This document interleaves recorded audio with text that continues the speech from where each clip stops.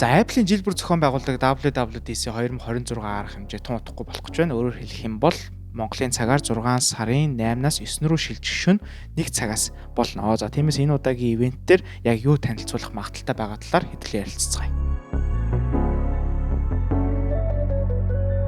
За энэ 37 дахь удаагийн WWDC-гийн хувьд Tim Cook-ийн хөтлөх сүүлийн арга хэмжээ байж магадгүй гэдгээр бол онцлог байна. За форматын хувьд мэдээж мэдгүй хүмүүст хэлэхэд бол онлайн болон битээр зохион байгуулагдана. За битээр яг ямар хүмүүс оролцдог вэ гэх юм бол Apple-ийн зүгээс тусгаалan урилга очсон сонгогдсон хөгжүүлэгчид, оюутнууд болон эсвэл хэвлэл мэдээллийн төлөөлөгчдийг Америк нэгдсэн улсын Калифорни мужид дахь Apple Park-д одоо зочилж энэ арга хэмжээнд оролцдог гэдгээр онцлог байгаа. WWDC нь болохоор жил бүр Apple-ийн гаргадаг бүтээгдэхүүнүүдийн шинэ үйлдлийн системүүдтэй холбоотой өөрчлөлтүүдийг хөгжүүлэгчдэд ер нь зориулж танилцуулдаг ийм ивент. Энэ ивентээс бид нар юу харж болох вэ гэхээр технологийн дараагийн шинэ боломжууд ер нь юу байж болох вэ? За мөн бас технологийн өөр трендүүд бас юу ажиглагдаж байна гэдгийг бас хардаг ийм ивент байгаа. За тиймээс энэ жилийн арга хэмжээний үеэр за iPhone-ы iOS 27, iPad OS 27, Mac OS 27, Watch OS 27, TV OS 27, за Vision OS 27 гэсэн системүүдийг танилцуулахын төлөвтэй байна.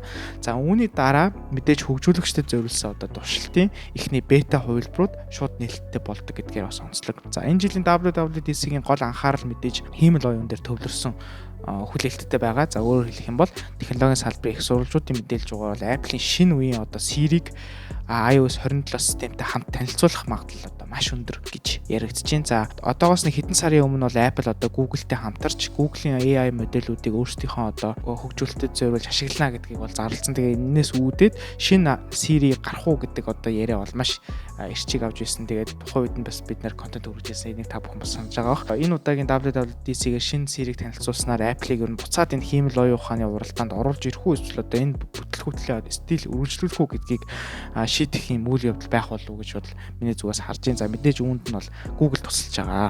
За шинэ Siri-ийн хэрэглэгчийг илүү нарийн ойлгох, дэлгэц дээрх мэдээллийг таних, за аппликейшнуудын хооронд илүү өргөн хүрээний үйлдэлийг чадвартай болох төлөвтэй байна. Одоо бол зүгээр л үндсэн юмач баг одоо нэг Devetor ч юм уу тэ энгийн одоо үйлдэлүүдийг л хийлгэж чадж байгаа шүү дээ. Бараг эрт дээр үеийн Siri-тэй бид нар стил iPhone дээр байгаа.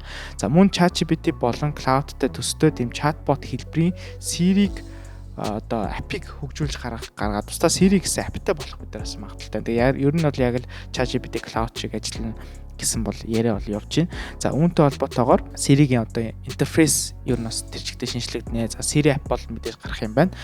За мөн бидний одоо сайн мэдих Dynamic Island буюу утасны яг дээд хэсэгт харагддаг нооч үүдэн шүү дээ. Тэрэн дээр ер нь Siri-тэй харилцан яриа өрнүүлэх, тэр ер нь Siri-тэй харилцан яриа өрнүүлэх ер нь гол талбар байх болов уу гэсэн ер нь бол хүлээлттэй байгаа.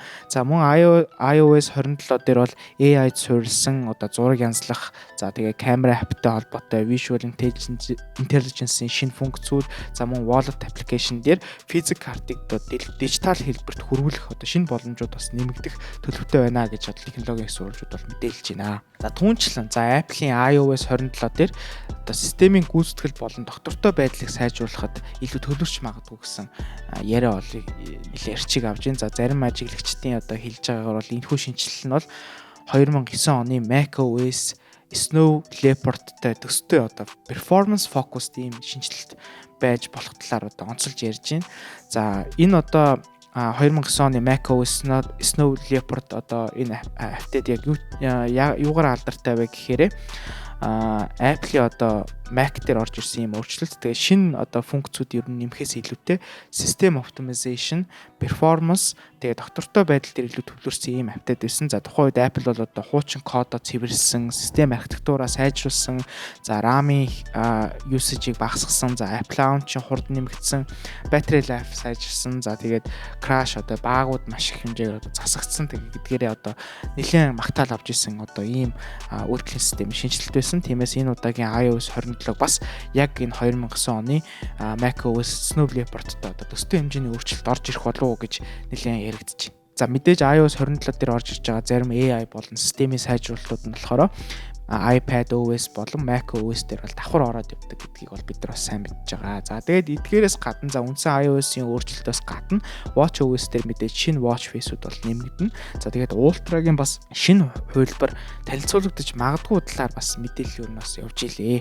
За эдгээрээс бас гадна iOS дээр нэрээ AirPods-тай холбоотой AirPods-ийн нөгөө нэг контрол хийдэг хэсэг дээр шинэ функцүүд бас нэмэгдэх төлөвтэй байна. За мөн хуучин одоо байгаагаа бас сайжруулж бас одоо тэр нэг харагдцсан бас өөрчлөгдөнө гэж бас ер нь л яригдчихэв. За тэгээд энэ удаагийн WWDC 2026 арга хэмжээний одоо таамаглал болон ер нь цуу ярианууд онлайн орчинд нэг юм байна. Тэгээд мэдээж хамгийн гол одоо хүлээлттэй байгаа зүйл нь бол шинэ сери. Тэгээд бид нэр шинэ серитэй Dynamic Island-аараа дамжуулаад ер нь хоорондоо харилцан яриа өрнүүлдэг. За ChatGPT, Cloud шиг ингээд тодорхой таскууд ингэж хийлгэж болдог. Тэгэл чатбот маягаар бичиж харилцан яриа өрнүүлдэг ингээд.